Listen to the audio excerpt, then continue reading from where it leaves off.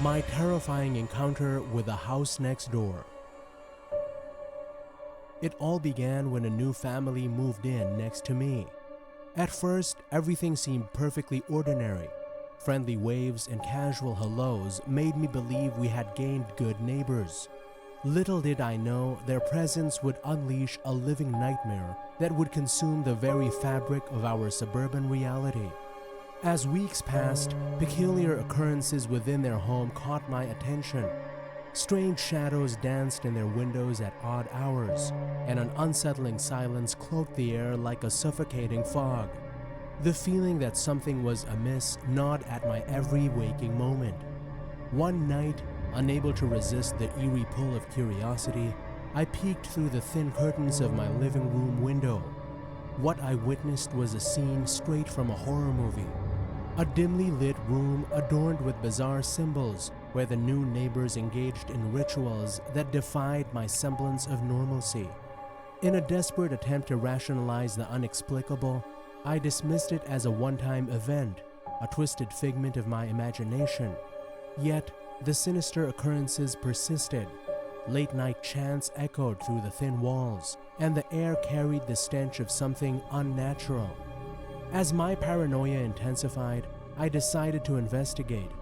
Peering over the fence into their backyard, I stumbled upon a sight that sent shockwaves through my core.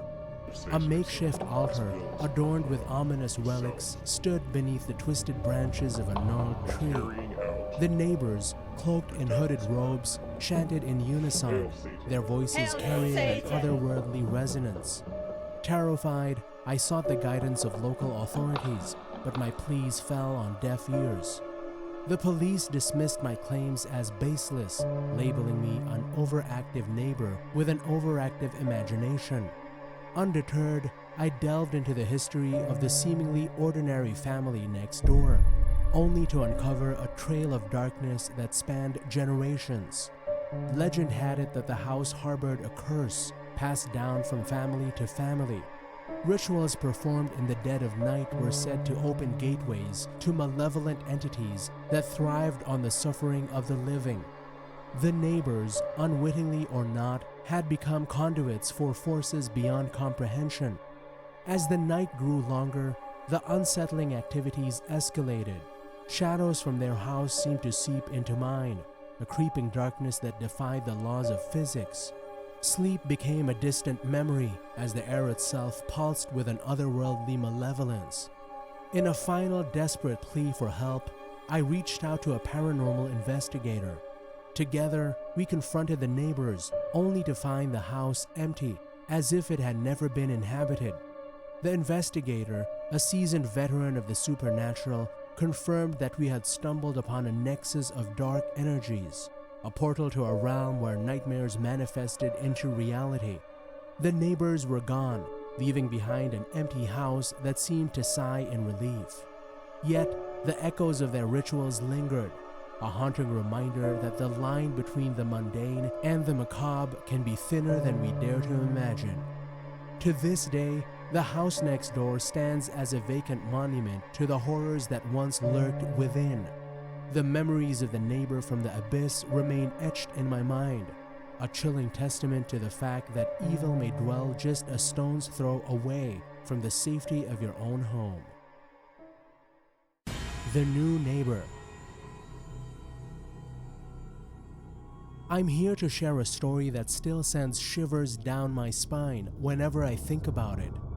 It all started when a new neighbor moved in next door. Mr. Crowley, they called him. An old man with eyes that seemed to bore into your soul and a smile that never quite reached them. From the moment he arrived, there was an unsettling aura around him. He kept mostly to himself, his presence shrouded in mystery. But there were things I noticed, little details that chipped away at my sense of normalcy. The first oddity was the constant flickering of lights in his house, even in broad daylight. It would happen sporadically, plunging the entire house into darkness for a few seconds before returning to normal. At first, I brushed it off as faulty wiring, but the frequency and intensity of the flickers made me uneasy. Then came the sounds, muffled thumps and bumps from the basement, sometimes accompanied by low growls or guttural moans. I tried to rationalize it: creaky floorboards, an old dog, overactive imagination. But the sounds were too distinct, too unsettling to ignore completely.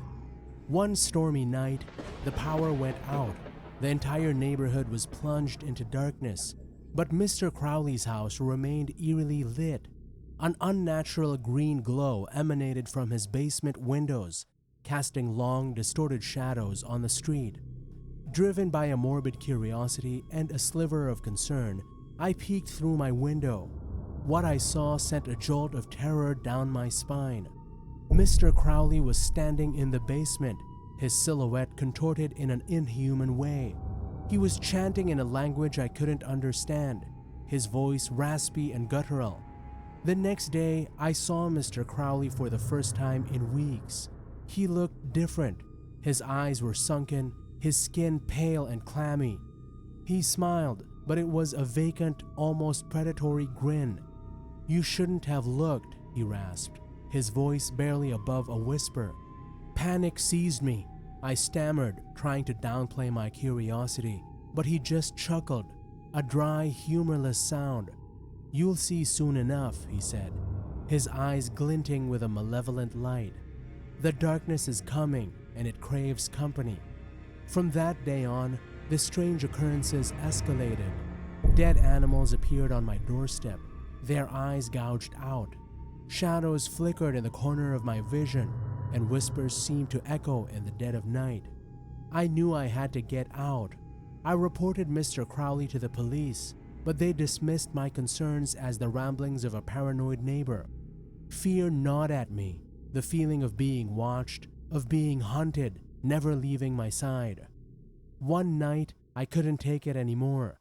I packed my bags, heart hammering in my chest, and fled in the dead of night.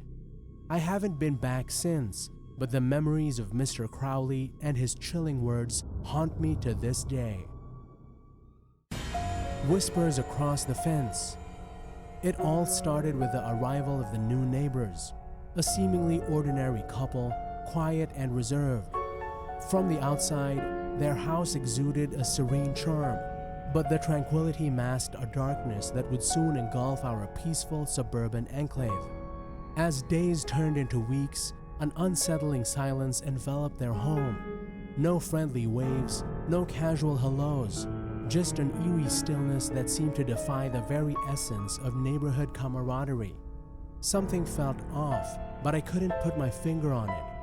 One evening, curiosity got the better of me. I decided to invite them over for a casual dinner, hoping to break the awkward barrier that had formed between us. Their response was a simple nod, devoid of emotion, as if they were mere specters drifting through the motions of suburban life. As I prepared dinner that night, the air in their house seemed to pulsate with a strange energy. Faint whispers drifted through the walls, barely audible but enough to send shivers down my spine. It was as if the very essence of the house held secrets it was desperate to conceal. The night of the dinner arrived, and as they stepped into my home, their eyes bore into mine with a vacant intensity. The silence between us was stifling, broken only by the occasional whispers that seemed to linger in the air like a haunting melody. As the evening progressed, I couldn't shake the feeling that something was terribly wrong. The couple rarely spoke, their eyes fixed on me with an unsettling intensity. The whispers grew louder, morphing into incomprehensible chants that resonated within the confines of my living room. In a desperate attempt to ease the tension, I casually asked about their past, their lives before moving to the neighborhood. What I expected to be a casual conversation turned into a chilling revelation. The couple claimed to have no memory of their lives before the move.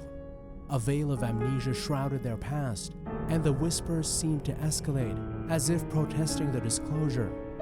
Determined to unravel the mystery, I decided to do some digging. Local records, newspaper archives, and interviews with longtime residents yielded nothing about the couple's existence before arriving in our neighborhood. It was as if they had materialized out of thin air, leaving no trace of their origins. As my investigations deepened, so did the unsettling occurrences. Shadows danced behind their windows at odd hours, and the whispers escalated into unnerving chants that echoed through the night. Sleep became a distant memory as the haunting sounds infiltrated my dreams. In a moment of desperation, I confided in a close friend about the strange happenings. Together, we decided to confront the couple, only to find their house empty. The whispers, now a cacophony of malevolent voices, seemed to mock our futile attempts to unravel the enigma. The couple vanished without a trace, leaving behind a house that stood as a silent testament to the horrors that lurked within its walls. To this day, the whispers continue to haunt my nights, a chilling reminder that the seemingly ordinary couple next door may harbor secrets too sinister for the light of day.